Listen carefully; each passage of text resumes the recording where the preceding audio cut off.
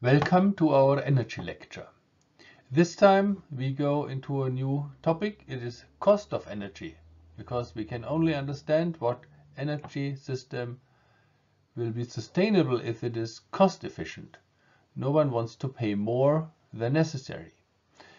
The first thing we have to understand here is the interest rate, and then we are going into the topic of the levelized cost of energy, price calculations for a power station, and what happens if a technical development changes the price of energy.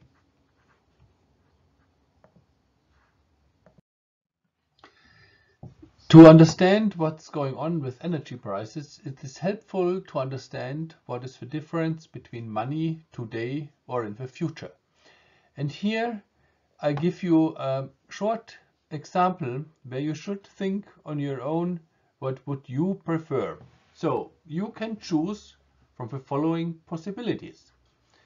You will receive €100 today, or you receive €200, but you have to wait 5 years, then you receive the money. Or even better, you receive €1,000, but you have to wait 10 years, then you will receive the money. And if you want to be a millionaire, that's not a problem. You will receive $1 million, but the but is you have to wait 50 years until you receive it. And you'll see it is not really easy to decide what is the best choice.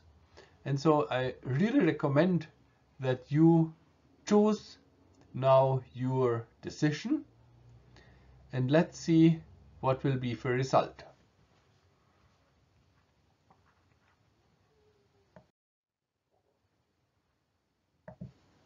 What happens, independent what you ever choose, you think that you can save money and get a good rate for it.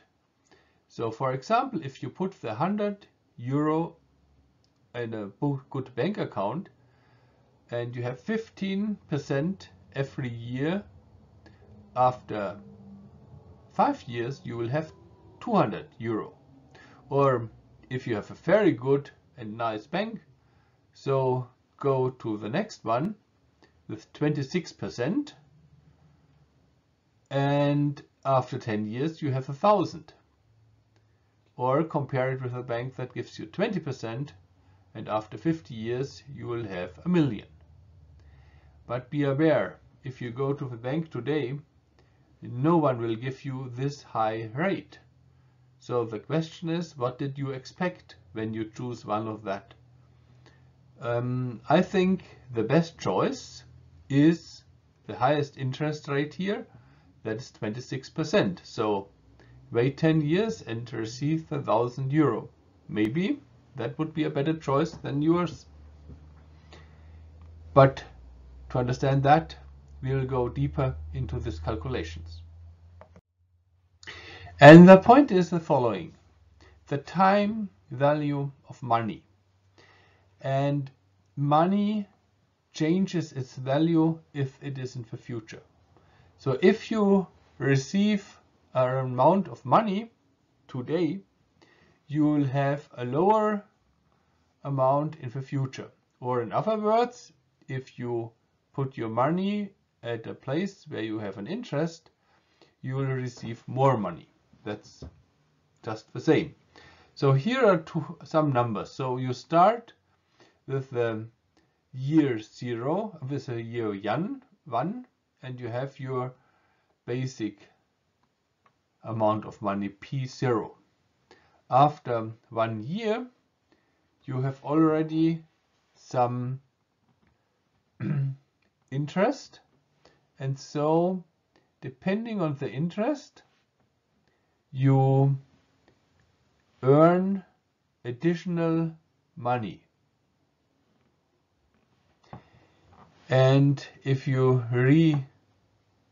save that money, it will get higher and higher, because it is quadratic, and after some years you will have a very high amount of money on your bank. This is depending on the interest rate. To put the things reverse, there is a so-called discount of a payment. That means if you wait for some time, the value of the money in the future is decaying by the discount rate. And so here we talk about the discount rate. And so if we have a present value, then we can calculate the present value from the future value. That is the nominal value of a single payment in the year N. So, for example, someone pays you this 1,000 euro in 10 years, and N is in this case 10, and your interest rate is 25% or 26%, then you will end up with the result I have shown at my first slide. So this is a part of this arbitrary equation. If you put the discount factor directly into here, 1 plus I, then you can calculate that. And because we are not very good in estimating what's going on if there is some exponential vector, we have to look into some real values. And so I plotted that here, what will go on with money if you have a payment some years later. So here we have 3 different discount rates: 5%, a low one; 10%, a medium that is often used in payment calculations; and 15% if it is a high discount rate that you have in some more or less risky investments. If you want to see the present value of 1,000 currency units, euro or dollar or whatever your currency unit is, then you see after 10 years this value is depending on the discount rate. So 1,000 euro today is only 250 euro in 10 years. So because the value of this goes down. The same is true for different other discount rates. But what you see is if your discount rate is very low, then the value is staying alive. So it is not decaying that fast. And the things get really worse if you have a high discount rate. So what you see, for example, here, if you calculate with 15%, that is used in some technology areas, think about buying a hard disk today and sell it in 30 years. You will see after 30 years, no one will pay you any significant amount of money. And so in many calculations, this doesn't make any sense to go beyond 20 years, because 20 years is a long time in investment, and many calculations break after 20 years or even after 10 years, because you say the rest value is small against the investment. And by the way, our example with the 26% is even much stronger here, but I did not paint that one.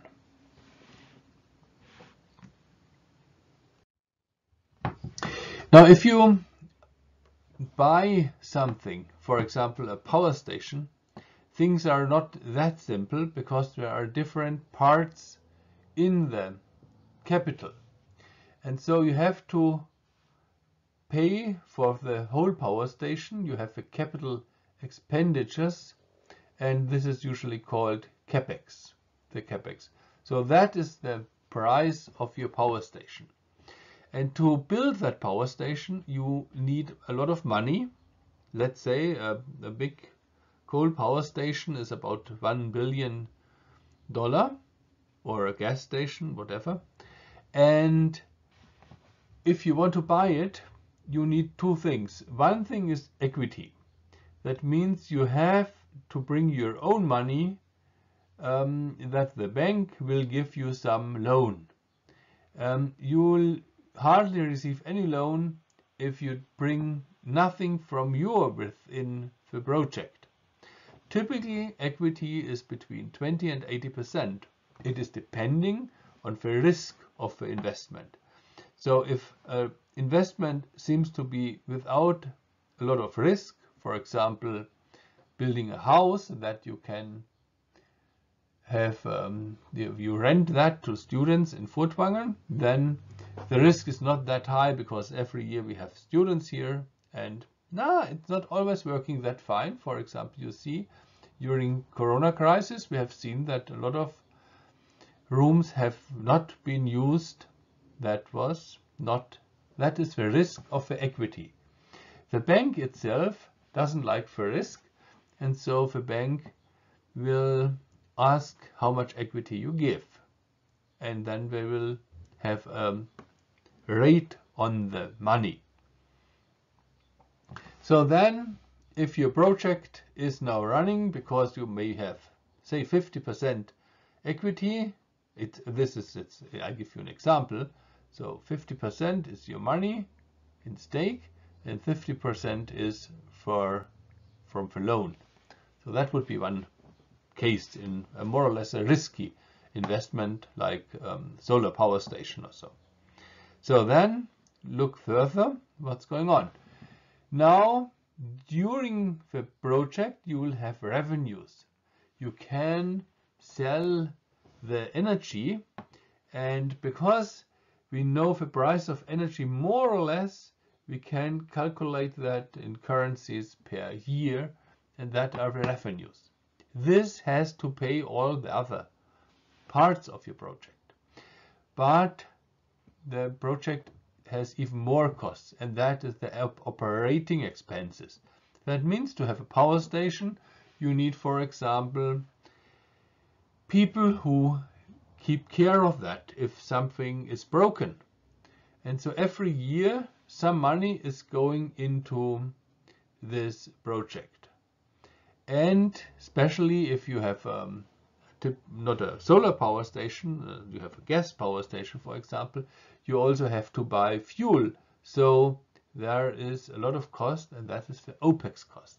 So we have the CapEx and the Opex. There are sometimes other revenue streams coming into.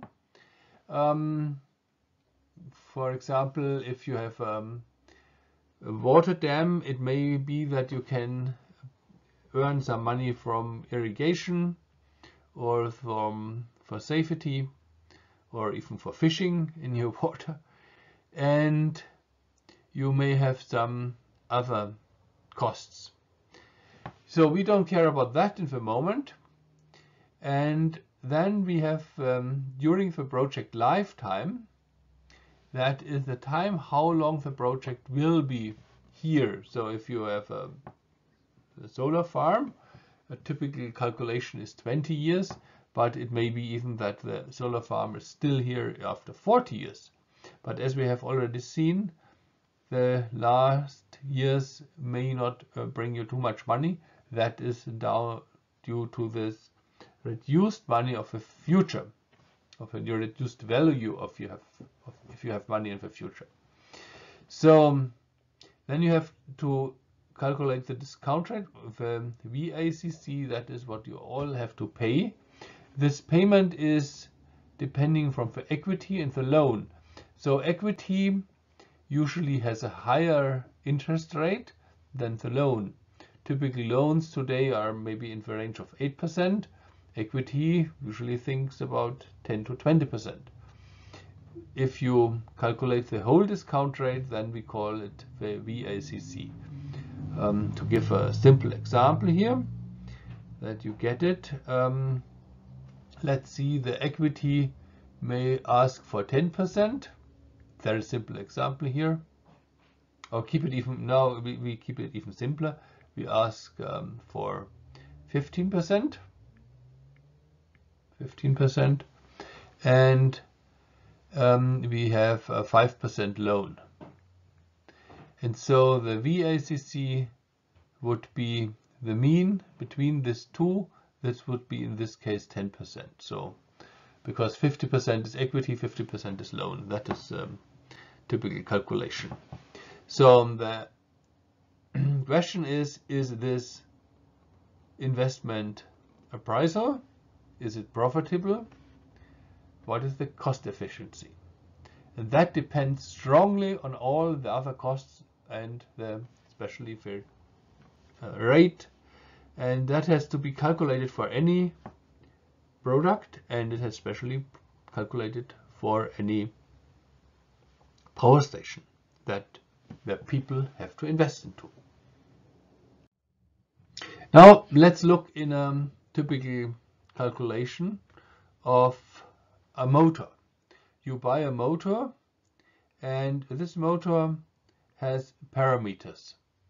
And so you have a chance to buy the standard motor or the high efficiency motor.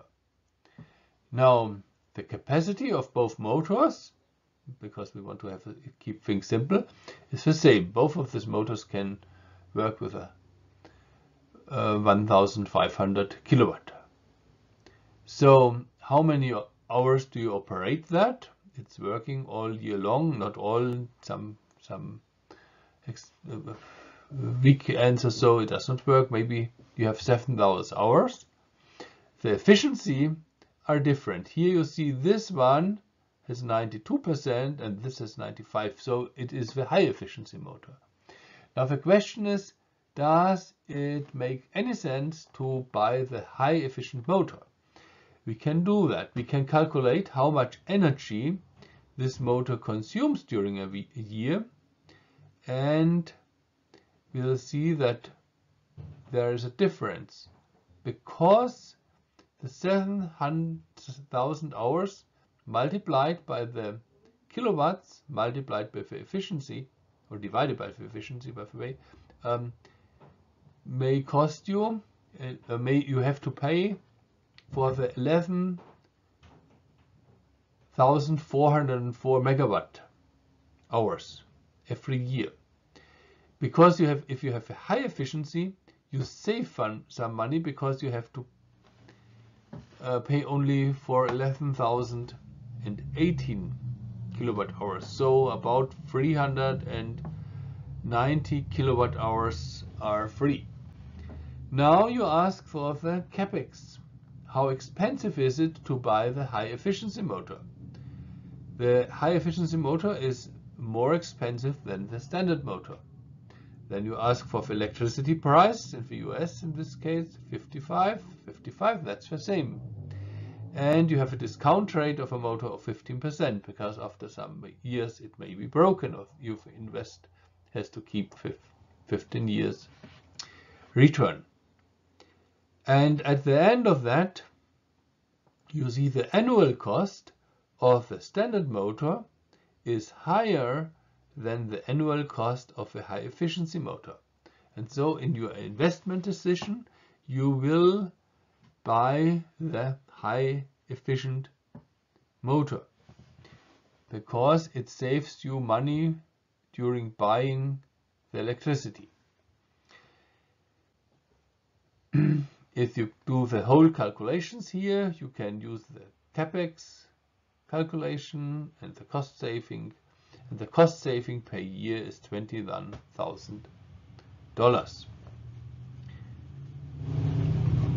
Here you see also the formula. You can calculate how much that gives you. Now the question is sometimes about the break even. When does it make sense to buy a more expensive machine?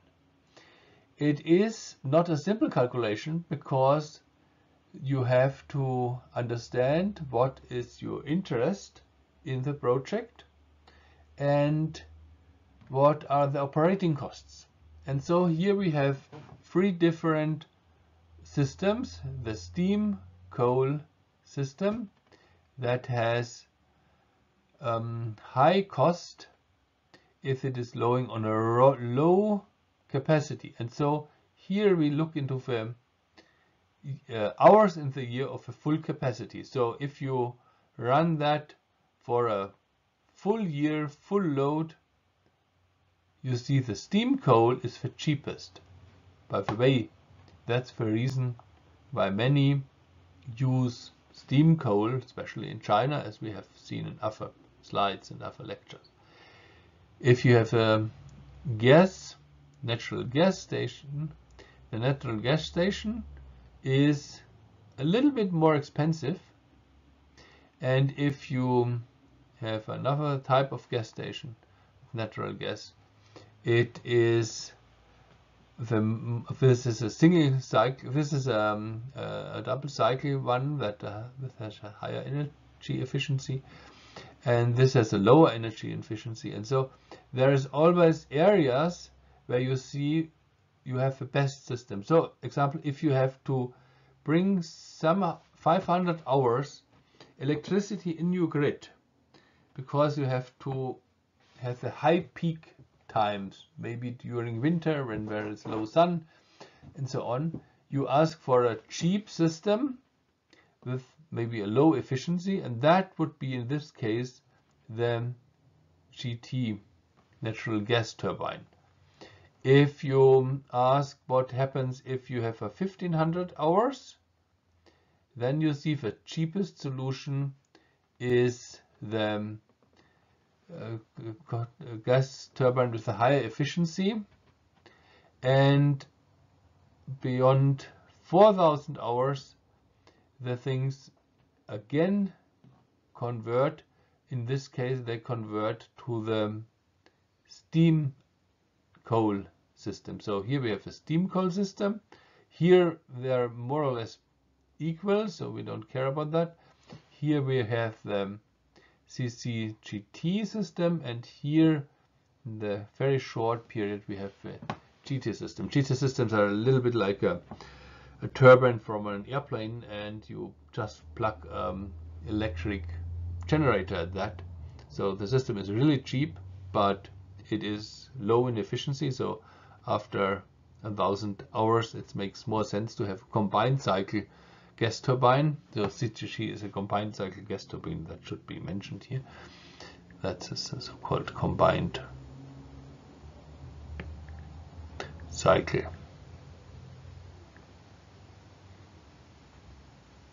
gas turbine.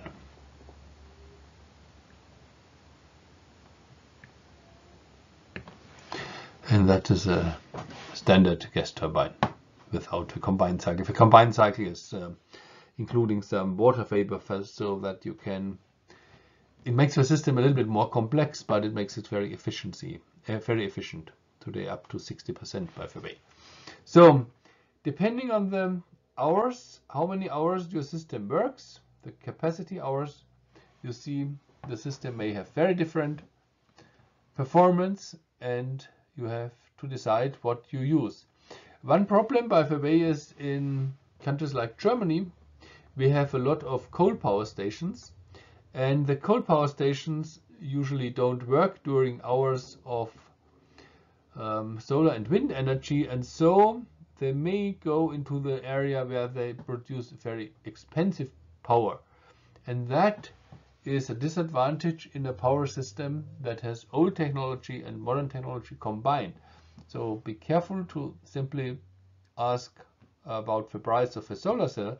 You also have to pay for the backup energy. That may be then more expensive as you at the beginning expected, because at the beginning when you install solar energy and you ask the guys with the coal power station how expensive is your power, then they may say, yeah, we have to about pay $60. Then you install the solar cells and the wind, and the working hours of your coal power station is reduced, and then you see that the price of coal power is not the same, and that makes the overall cost of in the power market very different. That was underestimated, especially in Germany during the Energiewende, and it's still underestimated because people have no good feeling about what's going on if you have not long time during the year when the coal power station is working. So the things are getting even more tricky if you have unequal payments and payments in the future, and that has to be calculated. As we have already seen, the payment value has to be reduced in the future by a factor that is depending on the interest rate. And so if you have to pay back your factory or your energy power station, the power that your station will produce in 20 years, it has not the same value as the power that it will produce next year, because you have this decreasing values. And because you don't exactly know that over all the time, you have to calculate that for every year, and you have to estimate that how this will go on in the future. The price of electricity, by the way, will also change. That will show up here. And so you have to have a many of 3 degrees that may make it a good investment or not a so efficient investment. Long-term investments are always risky because you, for example, you have no idea about the electricity power price in 10 or in 20 years. And so you have to find a solution. Some people in this business plans then say power price goes always up, and so we put 5% in here for the price itself, because the price will go up. This is a risky thing. Maybe other technologies will arrive and make even cheaper electricity, and then your whole business is in risk, because you never earn the amount of money in the future to pay back your loans or to have satisfied investors. Now, if we bring both together, we have to calculate the so-called cost of energy. And we can calculate the levelized cost of energy. Levelized cost of energy contains everything we have talked about, and we have the discount rate implemented. So the formula for levelized cost of energy is not that tricky as it looks like in the beginning. What you have to do, you have to count all the costs you have during the lifetime. That means the capex, the cost of the construction of your site, and then the operating costs. So about persons and fuel, and some other costs like repair of the site, renting the area, and whatever additional costs will show up. This is typically possible to estimate, and so you have the cost over the lifetime. Lifetimes are usually calculated, as already mentioned, about 20 years. In rare cases more, maybe 40 years or even 80 years. For example, in hydropower, where you have a dam and you know that this system will work for a long, long time, because you have already experienced that hydro dams are working for maybe 50 years or even 100 years. But be careful. Maybe in the future, the Environment Control Agency may say, we don't want to see all these dams in our river because the fishes are disturbed and some other environmental problems may come. There may be some sand in your basin and something like that. So be careful about the lifetime. So typically lifetimes are used in the range of 20 years. So not far beyond that. And so after that you have to sum up all the electricity you produce and the electricity that you produce over the lifetime. No, it's not a nice pencil here, so I will eliminate that. We go back to our yellow one. the sum of electricity over the lifetime. This is here.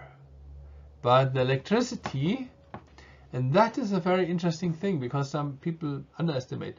If you think at the beginning, if I give you $100 today or 1,000 in 10 years, the same is true about electricity. If I give you the electricity now, it has a higher value than if I give you the electricity in, say, 10 years. And so you also have to use the discount rate for the electricity, the kilowatt hours that you are talking about here. And that seems for some people strange that this kilowatt hours in the futures have not the same value as they have today. They don't have the value because they're far in the future and nobody knows what will happen. And so you have to use the discount rate here. And the discount rate reduces the amount of energy in the future. And that can be really tricky if you think you can produce this 1,000 megawatt hours every year, and then in 10 years no one will care for this 1,000 megawatt hours because they are far away in the future, and so it will be reduced in the same way as we have seen in the other slide about the discount rate. So the number n here is the expected life of your system, and the typically expected life may be higher. Maybe your lifetime is 50 years and you do the calculations only for 20 years. So then one point I did not really talk too much about in this are this 3 different parts here. That is the investment. The investment costs are sometimes clear. You know, your windmill, for example, or your solar station will cost, let's say, $1 million. And this will be set up within a few months, and then the investment costs are a clear number. If you build something that needs more time, for example, a hydro dam may need about 8 years to build, then things get a little bit more difficult because you have to invest first for some time and you have to calculate what happens during that time with your discount rate. And things get even worse if you have overrunning costs. So sometimes things are getting more expensive during the installation. And you have seen there are sometimes projects, especially in Germany, I've heard about some, for example, an airport in Berlin that needs 5 or 10 years more for the construction. And that can completely kill you in the investment. Same is true for some types of power station. We have seen large nuclear power stations that have an overrun of time and cost in the range of 100% or even more. Operation and maintenance is critical because if you have new technology, then you don't know exactly the maintenance costs.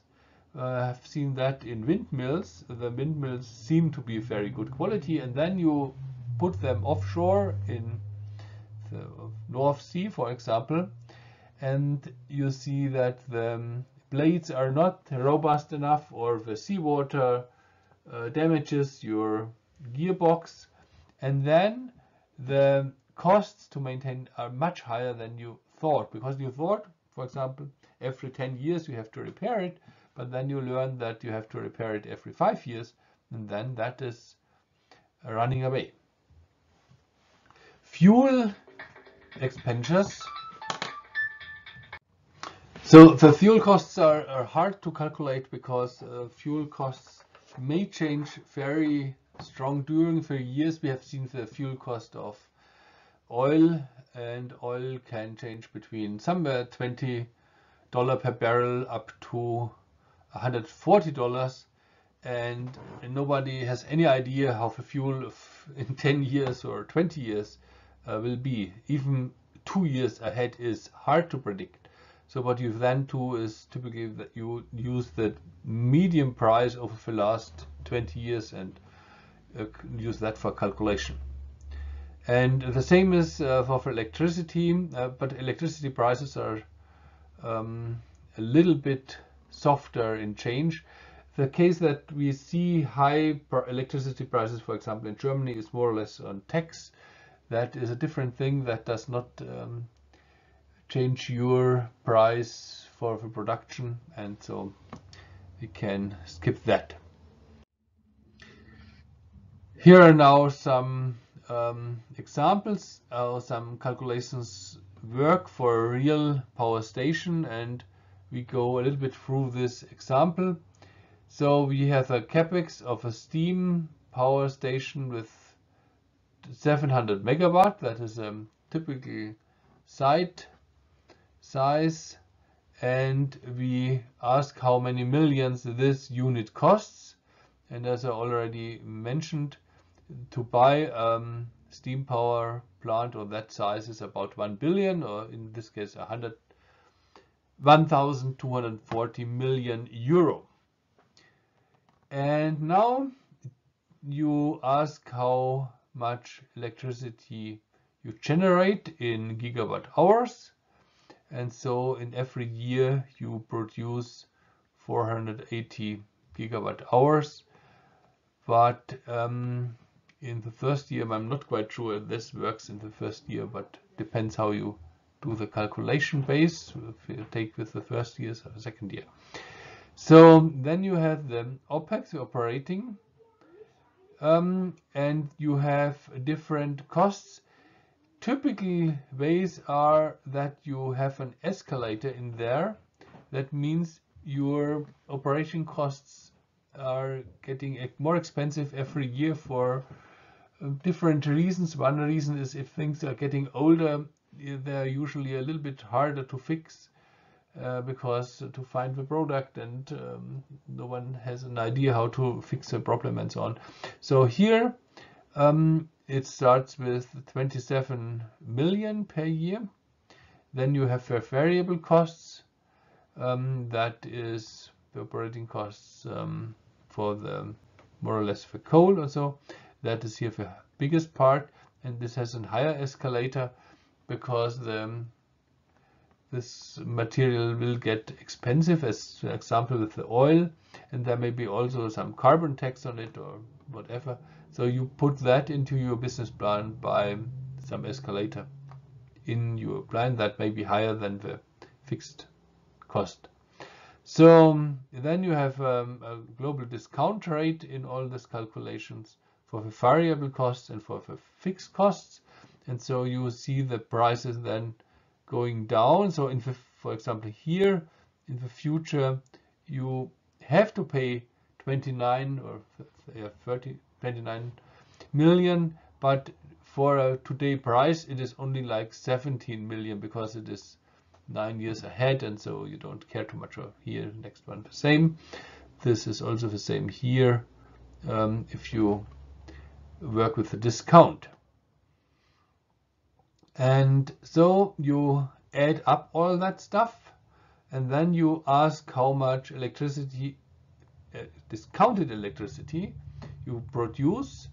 And the discounted electricity here is 35,000 gigawatt hours. And the cost of the system, of course, that is actually the cost you have today. That is here exactly the number again. And then you add up all the discounted fixed operational costs. That is what happens in this line.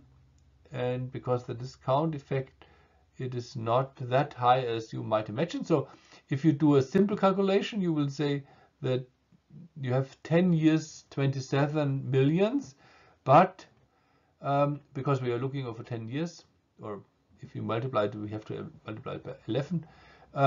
But actually, due to this discounted values here, you see that is going lower and is only 200 7. The same is true for operation cost with variable operation cost, more or less for fuel. The fuel price is high, but if you would have no discount on that, the fuel price will be even higher. But you see, counting all that is not that bad. And so you can sum up that, and you get the millions of your costs here, and you can now divide this number. These are all your costs. That is what's on the top of the line here, the upper part here. And now we look into the lower part, all your electricity you produced. That is this number. And then you divide this number, and then you end up with €75 per euro per megawatt hour. So that is the final price of your power in your levelized cost calculation. And so you see, it is much more trickier than you might expect if you go into the simple idea that you say 1 ton of coal can produce, say, 1,000 kilowatt hours of electricity, or maybe 1,000 kilowatt hours of thermal energy, and depending on the efficiency, it's maybe 500,000. But you have to care about all the other costs, and they really can change the price quite significant. One point is, if your power station is old, then this deprivation of your original costs here may be 0. And so if you have an old power station, you only have to talk about the fuel, and that may lower the price very strong. And one very strong example here is if you do this calculations for a nuclear power station that is completely paid off, and where the variable cost, the nuclear fuel, is quite cheap, then you end up with very low levelized cost of this energy, in the range, for example, of €10 per megawatt hour, or even below. That is the reason why it is not so useful to tear down old power stations if they are still in shape and don't pollute too much. If we do that for a country, we can look now into the different types of energy that are produced. And so we will check that now for typical energy sources that are used in Germany. And we start with the well-beloved photovoltaics. So the yellows is all the sun here. So this is all sun-based. So sun-based power has no fuel costs, as people always say. The sun is free. That does not stop the state from let you pay tax for that, by the way, but that's a different topic. And if you have a rooftop small photovoltaic system, your price is in the range of 10 cent per kilowatt hour. This is higher than a large rooftop system. Why this? Because the installation costs are higher. If you have a roof and you want to install only, say, 5 modules, the guy has to come to your house and has to measure everything and has to install the stuff. And if you can put not only 5, maybe 50 panels on the rooftop, the additional costs to put more on that is not so high. And so large PV rooftop is even cheaper. So we are in the range of 7 cents. And if you put that in a real huge utility scale, so where you don't put it on the roof, what is always expensive because you have to be careful that no one is falling from the roof, you can put it on flat land in areas where you have cheap land and there's no problem with agriculture and so on, then you are in the range of 5 cents. So that sounds quite cheap, because if you put that in a different number, this is compares to 50 euro per megawatt hour. That is a more typical measure in energy market. And as we have seen, our coal power station is in the range of 70 or even 80 in the example just a slide before. If we go to wind power, we say wind onshore. That means somewhere in the countryside here or at the mountains, you are in the range of 6. No, I should switch to a different color here. 6. And if you put them offshore, they are a little bit more expensive. So in the range of 10.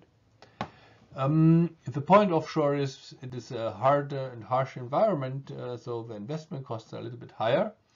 But it should be mentioned that on the long term you have a high number of working hours, and you don't have so much environmental problems as on land, because people don't like the wind power station in the backyard, and you have to wait a long time until you get a permit, or you don't even get any permit, and that makes your projects difficult. Very expensive, by the way, is biogas. It is in the range of 12 or even more.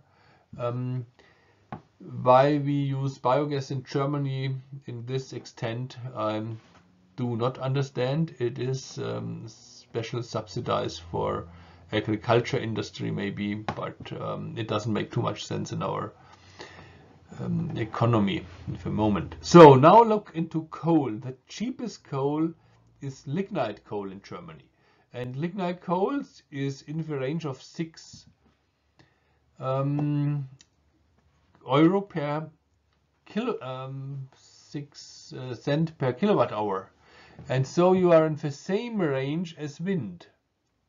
That looks very interesting, because then they say, okay, lignite coal is a little bit dirty, and so we want to switch to wind. We will come to that problem soon, why that is not the whole story. Then we have the hard coal. That hard coal is a little bit more expensive. The reason is we have to import the hard coal, and so you are in the range of 8. And you can also have this combined cycle gas turbine, as we have seen in an earlier slide, and so you are in the range of 9. You have to import the gas more or less from Norway or for Russia or somewhere else, and it seems to be expensive. But be aware, you remember the plot, if you use it only for peak, it is cheaper than lignite and hard coal. Now that's about the levelized cost of electricity itself. It is not asking for the whole system, and you have to be aware that we have a whole power system. We come to that. Now, if we put this into a big picture and we ask for the historical situation, that means how much did we have in levelized costs over the last 10 years, then we get interesting ideas. So if we, for example, natural gas is very strong changing in price, so it is going more or less down, and we are always talking about dollars now with again in per megawatt hour. That is a little bit confusing, and if you want to convert that, you usually put the point here one left, and you can put it in cents per kilowatt, because the factor 1000 and 100 is a little bit disturbing, but if you are used to that, you will make it. And we are talking here about dollars. That is also a little bit confusing, because euro is depending on the currency market. Usually 1.1 dollar is 1 euro, but that is not a big difference, so we don't care too much about these numbers.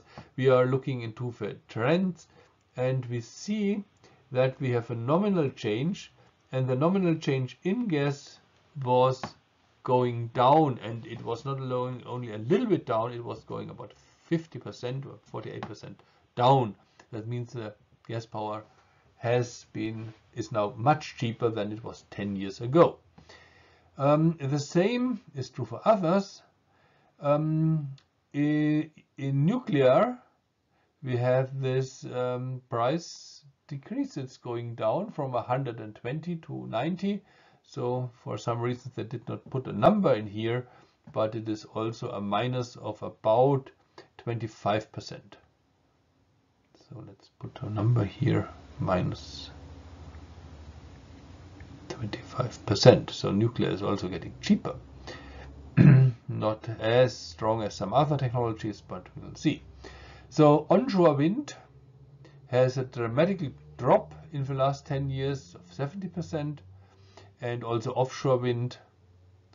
And you see that the numbers are not easy to read, because there sometimes there is a dip here. There's no number available. Why that? Because there may be a year where no one built a large wind site offshore, or the numbers are not available for some other reasons. So getting cheaper. Photovoltaic is the real trick here. The photovoltaic has gone down extremely strong during this last years, and it was a minus 88%. But be careful, the price is usually calculating the price for the modules. That's not always the whole story, because you have to have good places. Best places are of course in the desert, or you need land, and land is, depending on the situation, not always the same price. Concentrated solar power, you see there is not a big change, so it is, and now no one else builds anymore, and so we don't have the idea what the price change is, and it is more or less there is no price change, and that is so 0%.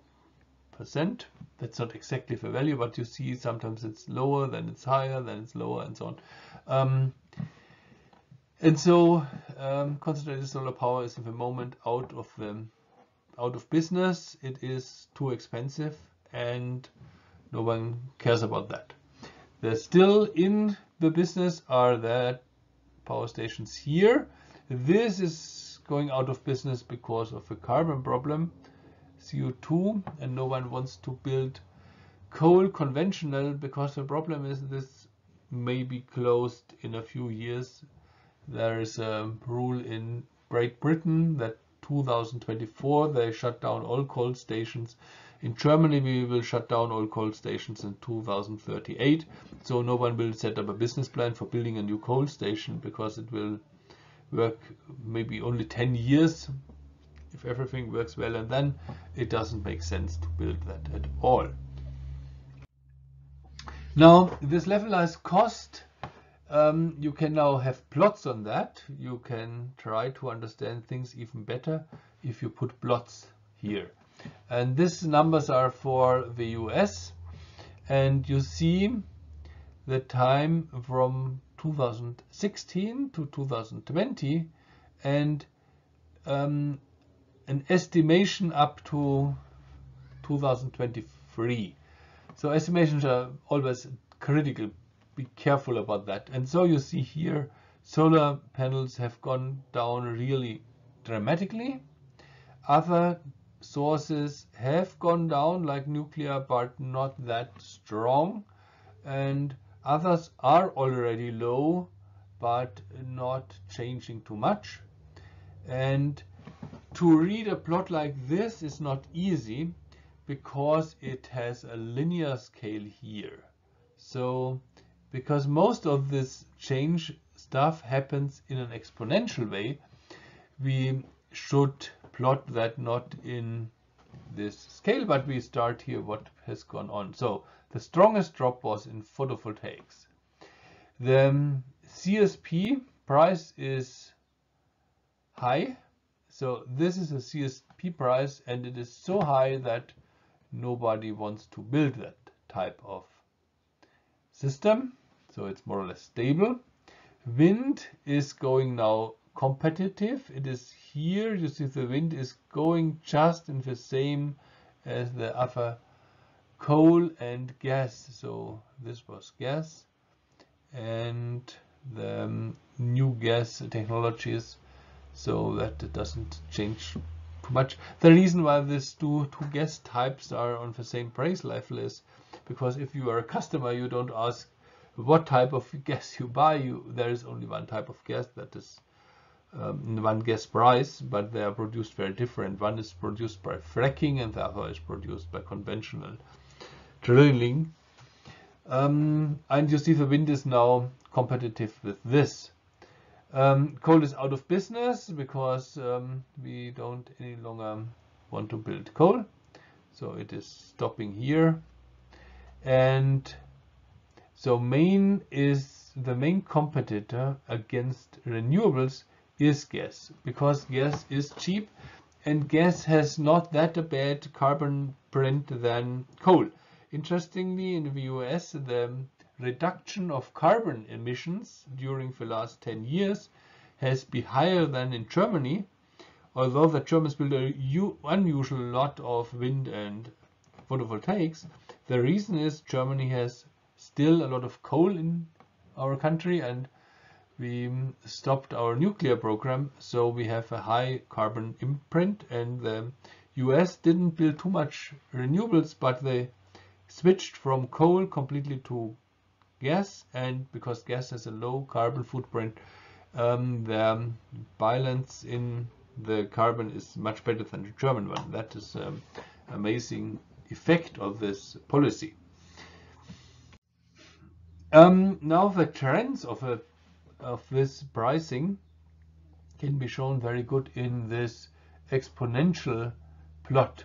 And an exponential plot means that we have here numbers are usually by a factor difference. So between each ticks here we have 10 times higher price.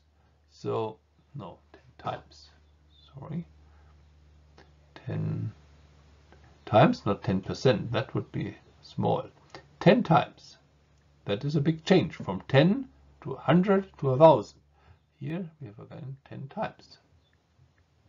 So if we look into this scaling, then things look different. We see now the effect of then things get cheaper, and so we can estimate the future price. If things continue, that is by no way a safe bet, but in some technologies we see that there is again our photovoltaic, and now you see there seems to be a long-term trend, and the price may go down in the range of 10 cents or $10 per megawatt or 10 cents per kilowatt hour. Today we are in the range of $30. And you see that there is a crossing. So in the year 2016 it was crossing the CSP technology, and that was the year when the people started to stop buying new CSP. Why did they still build CSP? Because the projects have already started, and a started project you usually don't stop, but now it has stopped here. That is one point why CSP is out of business, because it's now more expensive than PV, photovoltaic. It should be mentioned that there are some advantages of CSP concerning the storage of the energy. We'll come to that soon.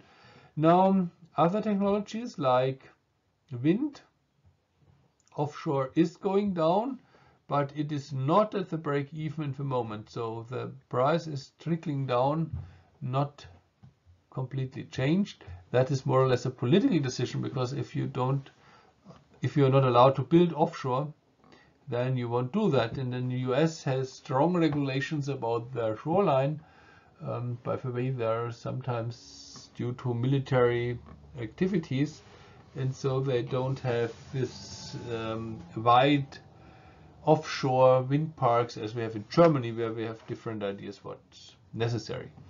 You see now the price of photovoltaics crossed the wind here, and then it was crossing the price of nuclear, and it seems in the moment that it is getting cheaper than other sources like gas. And every time you cross one of that lines, the number of systems will grow very strong, because now you have a cheaper way to produce it. So it seems that PV will win. We don't know that in the moment, because we don't know what's happening in the future. This project till here are already ordered, so we know what's going on here, but we don't know what happens here. That is an open question. So gas is cheap, the cheapest, and that is now a core thing.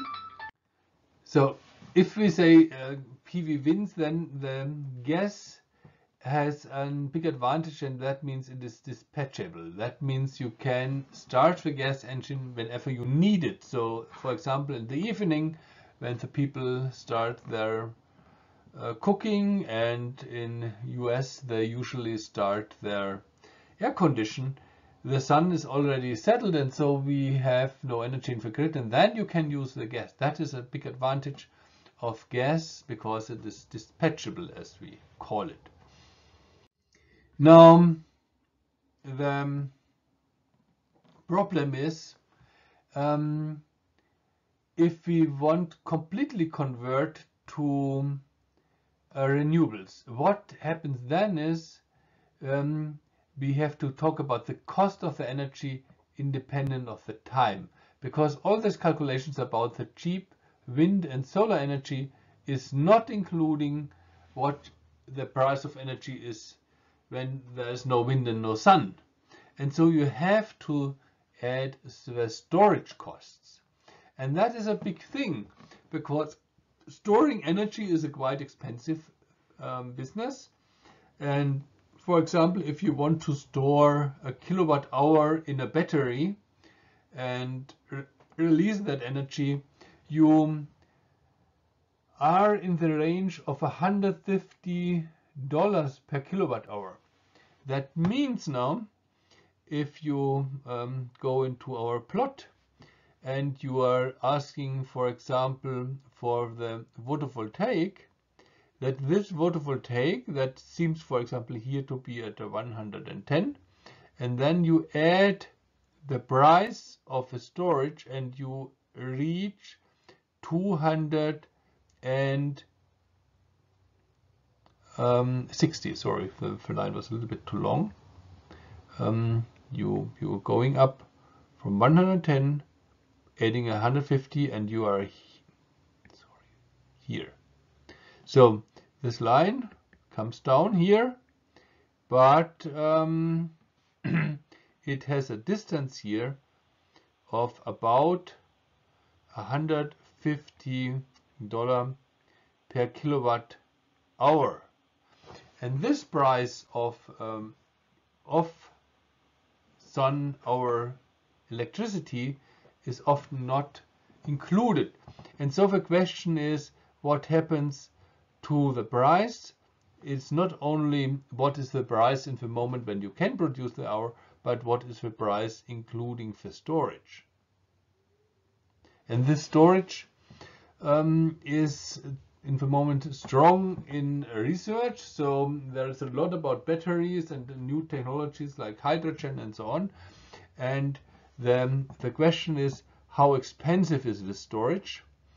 There is no final answer in the moment. So the long term seems that storage prices are also going down.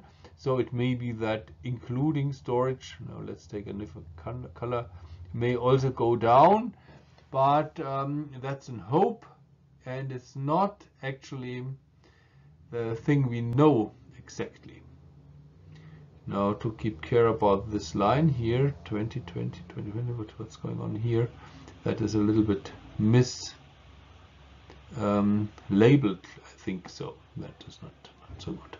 Okay, so when we talk about a full conversion to renewable, we have to include the storage costs, and we have a big question mark here, what type of storage we use, what type of how expensive the storage is, and so on.